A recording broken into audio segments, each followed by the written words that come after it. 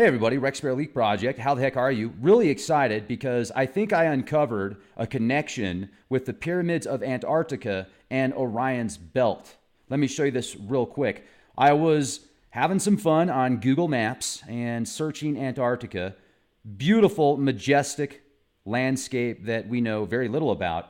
And to the right here, you're going to see those are pyramids in Antarctica. At least I think they're pyramids in Antarctica. You might say, no, they're not, Rex. They're just mountains. They're made that way because of the environmental conditions and the ice and the snow and the extreme cold, crazy winds. Definitely a possibility. I think that these are pyramids. And they also seem to line up quite well with the constellation of Orion's belt. Not perfect. Egypt, the Great Pyramids, Mexico, China. This podcast is brought to you in part by SafeBolt.com. If you want to keep your information secure and encrypted at an enterprise grade level, go to emailwithleak.com. Check out the specials specifically for Leak Project listeners and subscribers. Email services, cloud services, encrypted from beginning to end. Also, this is enterprise grade at a consumer level price point. They've even got applications for your mobile device, your tablet, so you can talk to your friends and family. I know a lot of people send me emails and say at the very bottom of the email, there's like this disclaimer that says if there's any agency or spy agency reading this email, you do not have the right. They probably read that and laugh. I'm just assuming. But this way, if you do want to keep your information safe, and it's really cheap. So check it out, emailwithleak.com. You can also send me an emailwithleak@safebolt.com. And I'll just leave it at that. So let's go back to this picture real quick. And you've got several pyramids that line up with the constellation of Orion's belt. Now, I think that there could be some type of Stargate connection where they can travel via astral projection. Maybe they even have a way to where they can do it physically as well. They can obtain knowledge, download data, energy. Imagine having these infinite power plants that you're connected to anywhere in space as long as you have the alignment and the structure set up properly to link to it. But don't you think that these pyramids on the right, or what looks like pyramids in Antarctica, do you think that these are pyramids? Let's see if I can zoom in on this. Those lines look pretty darn straight, and imagine all the weathering. How many thousands of years have these pyramids been there? How long have they been shaped by the extreme conditions in Antarctica? There's somebody right now that is going to be attempting to cross Antarctica on foot. It's 1,500 kilometers, over 900 miles. The average temperatures are 58 degrees below Fahrenheit. Some people just love torture. You can see this one looks smaller, but it still certainly looks a heck of a lot like a pyramid, extremely straight lines. And I know that they can be deceiving sometimes. Like this looks like a mountain ridge to me right here. But then down here, this looks like it could be another pyramid. And then if we look at these pyramids, Egypt, Mexico, China. There's a bunch of pyramids in China that we know very little about. And then here's the constellation of Orion's belt. And if you look at the sarcophagus of the Great Pyramid of Cheops, you will see that there's these portals that link up directly with certain star constellations. I think it was a way for them to transfer their consciousness into a different part of space for knowledge, experience, energy, multiple reasons. Now I'd like to do this real quick. Let's go to Google Maps. I want to show you exactly where it's at here. This is really cool because if you go to Google Maps, you can just type in Antarctica pyramids and look at all these different pyramids that come up, or at least names with pyramid in the title. Now, I checked out every single one of these, and there was only one other location that I found interesting enough to do a double take on, but most of these, either the visual isn't good enough, or you look at it and it's definitely just mountains. But this one right here, pyramids in the South Pole. Pyramids in the South Pole. Now, you look at this, you're like, wow, what is that flag? That's a very interesting flag. I haven't seen this flag before. Then you can see that it's got 34 reviews, 4.6 out of 5 stars, 34 reviews. Now, if you read through the reviews, it gets quite funny because you can tell they haven't been there. They're like, oh, I was disappointed. I went there for my honeymoon and the beer was just not cold enough. Or, we didn't get enough towels. We were hoping for more sunshine, stuff like that. You can definitely read through that if you want a quick joke. But let's go back to this. Pyramids in South Pole. Well, here we go. No, not those ones. And you can see around this area, there's a lot of activity for mountains, high peaks, because there's so much ice out there. This right here.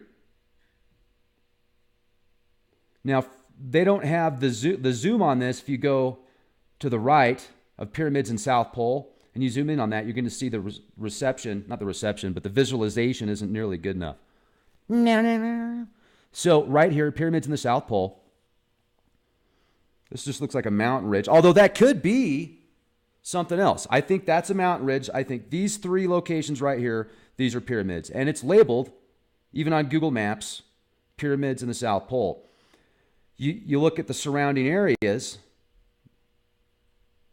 and you look at the mountains, they don't look the same.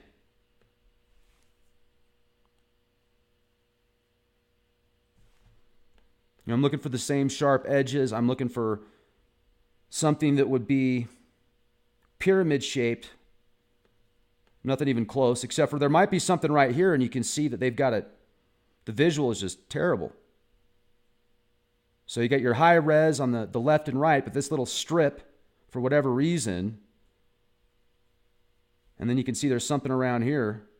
Is it something that they're hiding, or is it just a lack of technology on that location, where they're compiling all this data and putting it together on map form and taking all this different satellite information, etc., and doing their best to smooth it out so you have a nice interface. Yet I know that there's certain places that you look at and you kind of go, why is that lacking quality? And it's just right next to that other place. But anyway, so this is Antarctica. Definitely check that out. Pyramids in the South Pole. And I'm also thinking, okay, so you build this beautiful pyramid that's built upon specifics like the Cheops pyramid. You line it up magnetic north, and you will get certain frequencies and harmonious energy that, according to many studies, has a lot of benefits. Just read Pyramid Power by Patrick Flanagan, by Dr. Patrick Flanagan, or Max Toth. Very interesting books. And you could also read the book by Christopher Dunn, The Giza Power Plant Theory, discussing how these were used as power plants.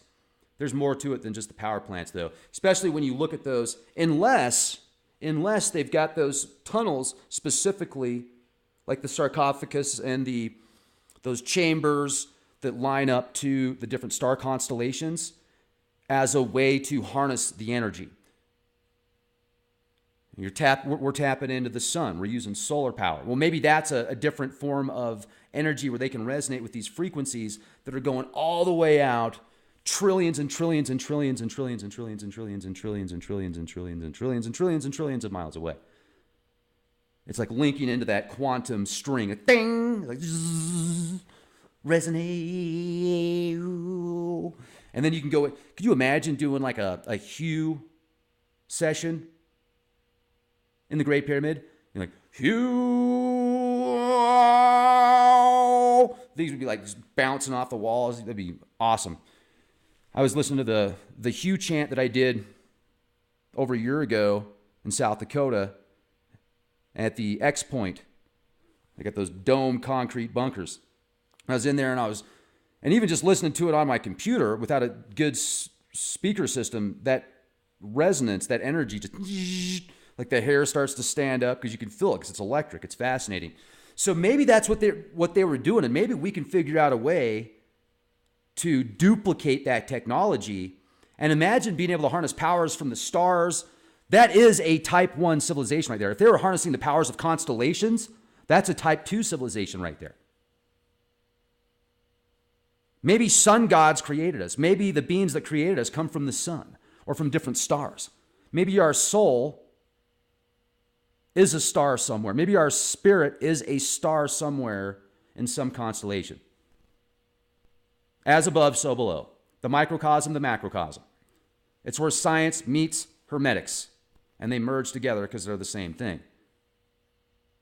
Jack Parsons, Strange Angel or something like that. There's a new series out that I need to watch. I watched about 5 minutes of it, but I was doing something else yesterday. And it was talking about how Jack Parsons, when he was studying magic, it's because he knew there was something there. He's studying all these different symbols and ancient teachings and writings, but he could also tell there was something missing.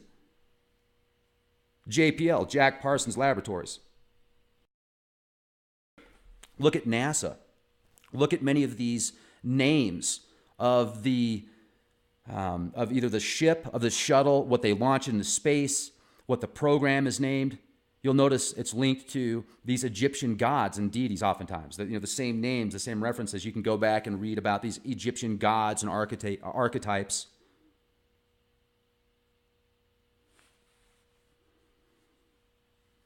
Frequencies. It all breaks down to frequency. As Tesla said, if we studied frequencies for the next generation, we could learn more about why we're here, where we're going, what we can do with our abilities than all the science and technology that we've obtained thus far, at least in this form, in this version of the Matrix. Now, Antarctica would have been an ideal place when the conditions were different for a civilization to build a wonderful society. And what if those pyramids, what if those really are pyramids? And what if those really are linked and connected to Orion's belt? Then that would make me think the great builders, not only the great builders of the pyramids of Egypt, China, possibly Mexico, South America, who knows where else, but some of these ancient builders came from Orion, came from Orion's belt. Now, if you're going to say, Rex, do you think that they could travel via astral projection to those different constellations and those different star clusters, Orion's belt, etc.? Yes, absolutely. I'm going to go to the next level and say I think that they can travel physically as well. And if these creators, if the archetypes, the architects of these great buildings and structures that come from Orion, they might be interdimensional where they can manifest in any shape, in any size, within the parameters of the matrix level that they're on. Like, okay, so if they're in our solar system, they have to deal with the laws that are set in our solar system. There's somewhere else out in the universe, they're having to deal with that as well. Where are they now? Well, they've probably gone on to different opportunities. Now, will they come back and check out what happened to their experiment? Probably. Yet there's so many different levels. For example, we were looking at Muamua earlier today, and this looked like a probe that came in with a solar cell because the way that it flung past the sun and past the earth, and then it sped up so much that it's highly likely it's an alien probe.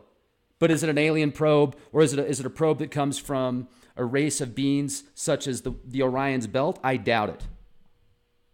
This is probably a different race, a different timeline. I mean, it could be our ancestors.